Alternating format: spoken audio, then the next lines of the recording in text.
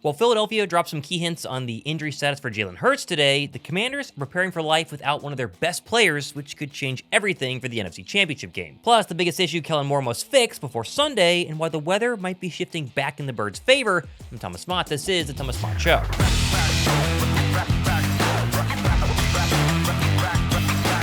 7 years ago today, Philadelphia entered an NFC Championship game at home at the Linc following a very close defensive battle in the divisional round that left many criticizing the Birds' offense as a whole. What transpired next in the 2017 NFC Championship game? An offensive explosion that vaulted Philadelphia to their first Super Bowl since 2004. Fast forward 7 years, and Philadelphia is fresh off another divisional round win that has many criticizing the offense and wondering if they can keep up with the high-flying Commanders Sunday afternoon at the Linc. Although for those worried about the weather, early reports suggest clear skies, little wind, and a low of 24 degrees. Still cold, but no snow. I'd say a massive positive for both teams. Also, if you missed yesterday's show, I'm giving away a Saquon Barkley jersey to one subscriber who drops a comment on that show, and so I'll go pin comment down below, link to it, but that's how you go ahead and enter. I'll announce the winner on Thursday's show. Now, since it's Tuesday, I know the Rams are technically ancient news, but in case you were wondering just how LA is taking Sunday's loss, apparently Sean McVay was seen crying in the locker room post-game at the Linc. I've never seen a coach break like that. I've seen Vermeil cry, but that's what he does. Yeah. Vermeil cried well before he got to us. I've never seen McVay break like that. When did he break? After the game, talking to his team, telling how proud he is, how hard they fought, and then that's why I don't know if you, listening to the broadcast, it took forever to get to him for the post game, and I'm standing right there. I could see him.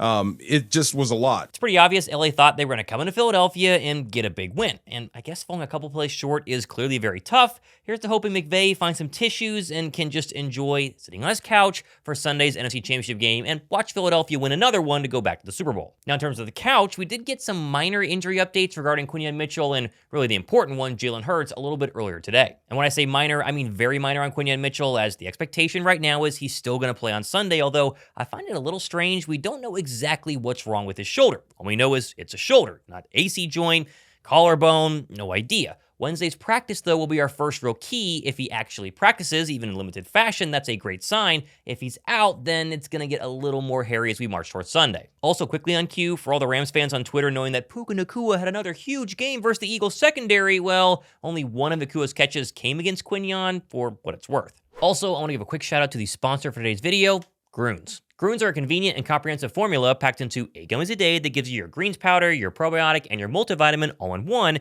at a fraction of the cost. Grunes has 6 times the health ingredients compared to the leading greens powders and contains biotin and niacinamide for thicker hair, nails, and overall skin. Plus mushrooms for brain function and vitamin C, which reduces stress-inducing free radicals. They've also taken the exact same formula and completely rebranded, which looks great, by the way, with the overall goal of taking your daily nutrition and making it super easy and even safer to consume in these very convenient little gummies that taste absolutely incredible, and again, are super convenient to do on a day-to-day basis. Grunes is more bioavailable, meaning the ability of Grunes to be absorbed and used by the body is greater. This is because they're in gummy form, which is more bioavailable than a tablet, and compared to other supplement formats, Grunes gummies are more absorbable. Right now, viewers of my show can get up to 45% off your first order of Grunes by just going down below, link is all in the description box, or make it easier, just scan the QR code, should be right down there, and pick up your Grunes today. Now, the bigger update was on Jalen Hurts, when Nick Sirianni went on his usual Tuesday morning WIP hit and did confirm they are preparing as if he will be the starter on Sunday. Yeah, you prepare for everything.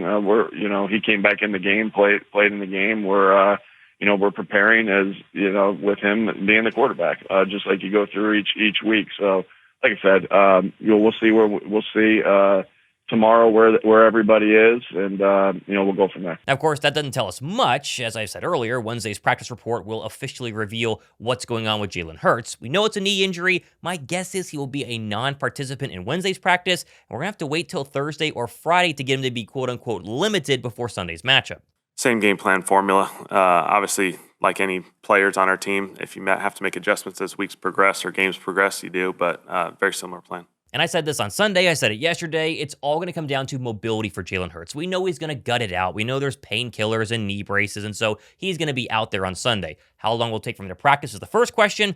And the next question is mobility and can he survive a hit if the Commanders go cheap and go low and he sustain, a helmet to the knee and get up and be okay. And when I say cheap shots, the Commanders, at least this year, Frankie Louvu, he likes to take those on opposing quarterbacks, so got to make sure Jalen can be protected at all costs going into Sunday. Worth noting though, the line for the Eagles game has shifted from Birds -4.5 on Sunday to now 6-point favorites this afternoon, which likely indicates someone in the betting world got some insider info that Jalen is going to be good to go.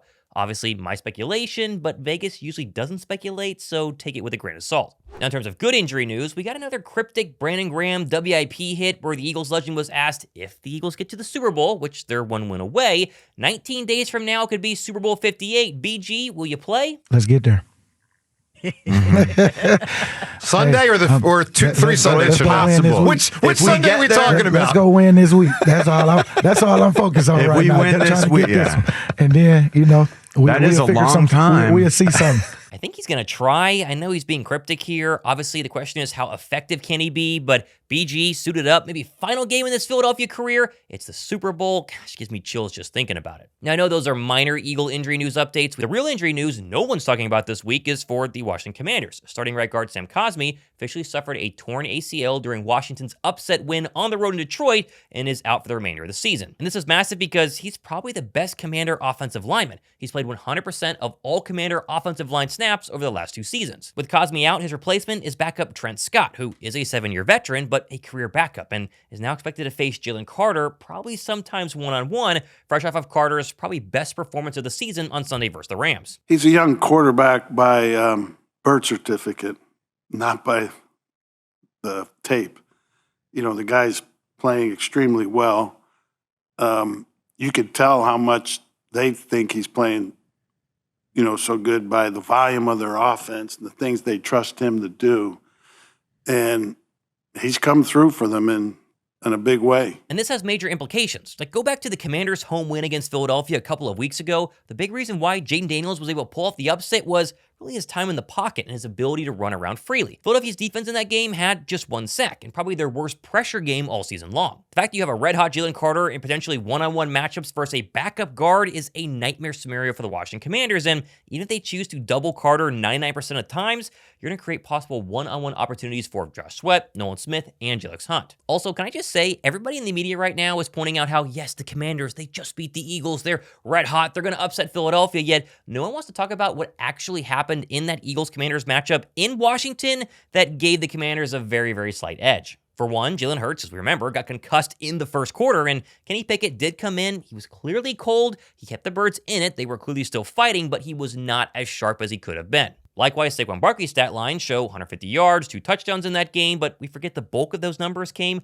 early in the first quarter on one 60-plus yard run. Saquon in the second half, his numbers were near a season low. Add in C.J. Gardner-Johnson getting ejected for literally no reason, and it still took a Devontae Smith drop on this play late in the fourth quarter for the Commanders to even have a chance. And that's no disrespect to the Commanders, who are clearly red hot, but it did take 5 Jaden Daniels touchdowns and everything else I just listed for them to even get close to beating Philadelphia by 3 points in Washington. Now, of course, the main reason the media is still concerned about Philadelphia, at least so they say, is Philadelphia's passing game. As everyone seems to think your quarterback has to throw for 300-plus yards in a playoff game to actually win a Super Bowl, while also forgetting Saquon Barkley simply just exists. And obviously, I disagree. Detailed on my show on Monday how, 126 passing yards for Josh Allen in his win versus the Ravens. Crickets from the media. There are still plenty of concerns for the Birds' offensive game plan just this past Sunday versus the Rams that really need to get fixed before Sunday. Most notably, the route concepts. These are very concerning. Watch this right here. Where is Jalen supposed to go with the football? Do you see an open receiver? If your response to this is, that's just because Jalen Hurts stinks and can't read a defense, okay, but why give him route concepts that make it harder for him to be a quarterback? Wouldn't you want to make them easier? And what's frustrating is Philadelphia does run good plays. This one on the opener, boot action, wide open throw, easy rhythm. It's a perfect way to start things off. But they tend to get away from this a lot, and it often results in a ton of 3-and-outs. Now, naturally, Kellen Moore, during his Tuesday press conference, was asked this very question and gave really a typical Kellen Moore response. Yeah, I think you got to evaluate it in a big picture perspective, and obviously then we look through every little detail of it. And I think, obviously, too many sacks on our end. I focus on how can I help that process and put ourselves in better situations. Some of the play calling in some of those situations, obviously, I'm gonna dig really deep into. And so, I thought we protected the football. We made some plays in some situational football when we needed to. And gave ourselves a chance to win. The hardest part for me is I'm not in the offensive game planning room. I'm not at practice. I'm not talking to Jalen Hurts on a day-to-day basis. We truly don't know if the offensive passing issues are AJ related, route concept related, play calling related, Jalen related, Kellen more related, Nick. Like, we do not know. The problem is that when you watch the All-22 film, there's a lot of good and still seems to be a lot of meat on the bone Philadelphia is not really attacking in the passing game. What I do know is Philadelphia is fully capable of having a big passing game on Sunday versus the Commanders because when the route concepts looks good, Jalen can dice up any defense in the NFL. And on the flip side, if he's somewhat cold, the good news is Saquon covers a multitude of sins. Plus, Jalen at least is very smart. He's making a lot of great checks at the line, including checking into the first touchdown for Saquon Barkley, which was a perfect audible by Jalen Hurts. You cannot get cute against this Philadelphia Eagles offensive line because they will make you pay. And that's exactly what the Rams do here. They get in a boss front, okay? A boss. The bigs are on the same side, right? They have their nose and their defensive tackle on the same side of the formation, right? Well, over here, guess what that leaves? That leaves a linebacker and a safety. Jalen Hurts sees this. He's like, oh, wait a minute. Saquon, we're about to run inside zone at these guys right here, right? We're going to trust big Mekhi Becton and Lane Johnson to move these guys out of the way. And that's exactly what happens. Boom, Mekhi Becton just completely dominates the linebacker right there. And Saquon is off to the races, to the house. But again, for Jalen Hurts, this is the stuff that a lot of people don't see. He sees this. He makes this change, right? They were not initially running this. You can see, whoa, hey, change it, switch it. Inside zone to the close side, right? To the tight end. And we're going to run this thing, and it's going to work. Simple as that. Good football. I think the best thing to do this week when your buddy at the water cooler says, Thomas, the Birds can't beat the Commanders because Jalen Hurts and the Eagles offense isn't that great, simply turn to them and say two words. Saquon Barkley. The Commanders have the 30th ranked run defense in the entire NFL. They gave up 201 rushing yards last week versus the Lions and over 210 rushing yards in both bouts with Philadelphia. The big difference, though, is the Lions lost because of turnovers. Yes, they run the football beautifully, but if you turn the football over enough, Jayden Daniels has too many opportunities to score on offense. It's going to be extremely difficult for Jayden Daniels to pull off an upset on Sunday if his defense gives up over 200 yards on the ground and Jalen Hurts does not turn the ball over. Then we got plenty more stuff happening the next couple of days and weeks. Josh and I, unsure if we're going to be at the game on Sunday. We're keeping an eye on tickets right now. If you know somebody that's not going and wants to sell their tickets, we'll be very interested in those. But if not, we'll be streaming the game on Sunday. And of course, plenty more video updates the next couple of days to get ready for Sunday. Approaching 80,000 subs. We might hit it by Sunday, might hit it next week. Either way, I got this signed Devontae Smith football that's just sitting here on my desk. So 80,000 subs, this bad boy gets given away. Eventually, we're going to go ahead and get there. Appreciate you guys watching. At least we're getting ready for the NFC Championship game. I'm as pumped. Hopefully you guys are as well. Thomas Mott, this has been the Thomas Mott Show.